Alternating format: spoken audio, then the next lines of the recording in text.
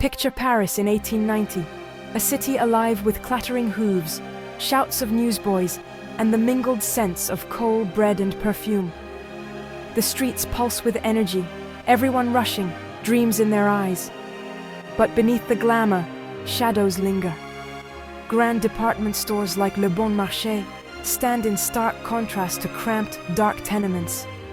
The wealthy picnic in the Bois de Boulogne, while thousands toil in dangerous factories. Baron Haussmann's boulevards have transformed the city, sweeping away old neighborhoods and displacing many. The Eiffel Tower, new and controversial, looms as a symbol of France's uncertain future, tradition or innovation. Paris is at a crossroads. Horse-drawn carriages and craft shops meet electric lights and bold advertisements. This is the Belle Époque, beautiful but fragile, humming with both hope and anxiety. The city dazzles with modern engineering, yet the tension between past and future is everywhere. Every street corner is a stage for this collision of eras. The spirit of Paris is restless, caught between nostalgia and anticipation. Progress is thrilling, but the cost is real. Displacement, inequality, and unease. The city's beauty is edged with nervousness, as if everyone senses change is coming. Paris stands as a symbol of a world on the brink, uncertain if what's next will be wonderful or terrible. This is the true spirit of Paris at the edge of a new century. To understand Paris's mood, we must look back. France was still reeling from the Franco-Prussian War and the bloody Paris Commune. The Third Republic emerged from chaos, but its foundation was shaky. Monarchists and Bonapartists wanted a return to the old order.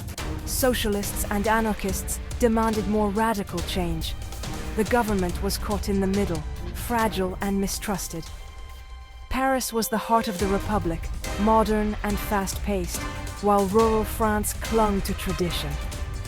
In villages, priests and nobles held sway, and the Republic seemed distant, even threatening. Two Frances existed side by side, urban and rural, progressive and conservative. Scandals like the Panama Canal crisis deepened cynicism. The Republic faced threats from both right and left, struggling to unite a divided nation. Political instability and corruption bred mistrust. The city buzzed with new ideas, but the countryside remained wary. The Republic's survival was never guaranteed. This tension set the stage for future crises. When the next storm hit, the nation's divisions would be exposed. The Republic's foundations were not yet strong enough for what was to come. France was a nation holding its breath. While politicians argued, a revolution of iron, steam, and electricity swept France. Railways connected distant villages to cities, shrinking the country and spreading new ideas. Electricity transformed Paris. Boulevards and department stores blazed with light, and the 1900 Exposition dazzled visitors. Inventions like the telephone and cinematograph changed daily life. Modernization brought excitement and anxiety. Small shopkeepers feared department stores. Artisans faced obsolescence.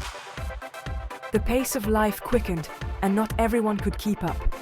Rural towns received mass-produced goods and city newspapers, challenging old ways.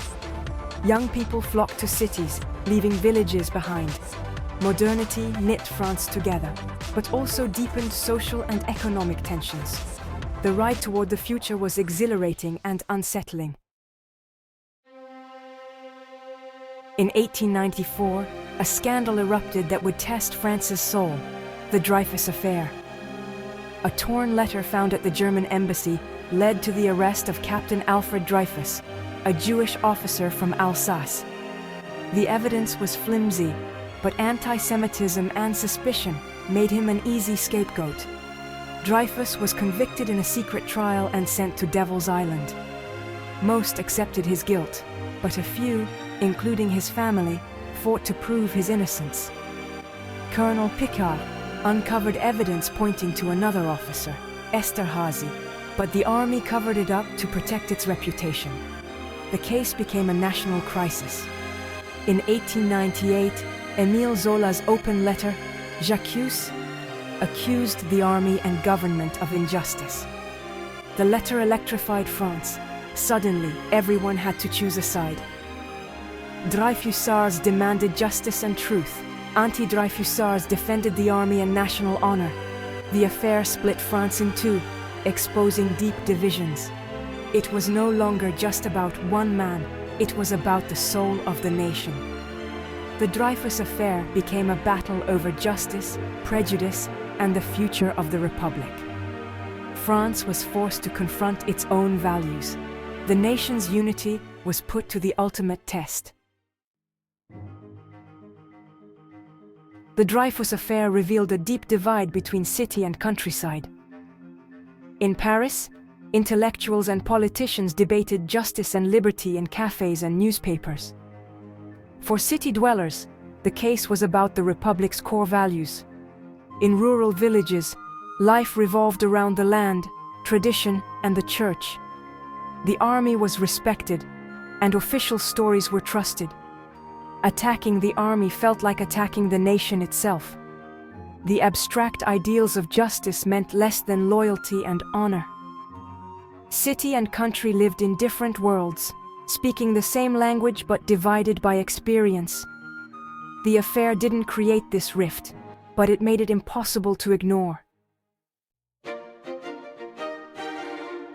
How could the Republic unite such a divided nation? The answer: education. Jules Ferry's laws made primary school free, compulsory, and secular, pushing the church out of public education. School teachers became hussars of the Republic, spreading Republican values to every village. Children learned a shared history, language, and patriotism, becoming citizens of France, not just their region. Literacy soared, connecting people to national debates and politics. In many villages, teachers and priests clashed for influence over young minds. Some families resisted, but the new schools slowly stitched France together. The classroom became the Republic's quiet revolution. Education forged a new, unified French identity. While politics raged, Paris's artists staged their own revolution. Impressionists like Monet and Renoir broke artistic rules, painting fleeting moments of modern life. Their work, once mocked, changed how people saw the world. Writers like Zola exposed society's harsh realities, while Montmartre's cabarets became hubs of creative rebellion. The Belle Époque was a time of wild experimentation and bohemian energy. Women too began to break boundaries. The new woman cycled through the city, worked in shops and offices, and claimed new freedoms. Bicycles symbolized independence, and practical clothing replaced old restrictions. Yet, women still faced legal and political limits. They couldn't vote or control their finances. The era was full of contradictions, new freedoms alongside old barriers. The new woman embodied the modern world's promise and its unfinished business. Art and social change went hand in hand, reshaping Paris and beyond. The city became a laboratory for the future. The Belle Époque ended abruptly with World War I, but its legacy shaped the 20th century. The era's struggles between tradition and modernity, unity and division, still echo today. Technology brought wonder and anxiety, just as it does now. The Dreyfus Affair warns of the dangers of prejudice and misinformation, and the need to defend justice. Ordinary people navigated dizzying change with resilience and creativity. Their story reminds us, progress is possible, even in anxious times. The human spirit endures, always seeking beauty, justice, and hope.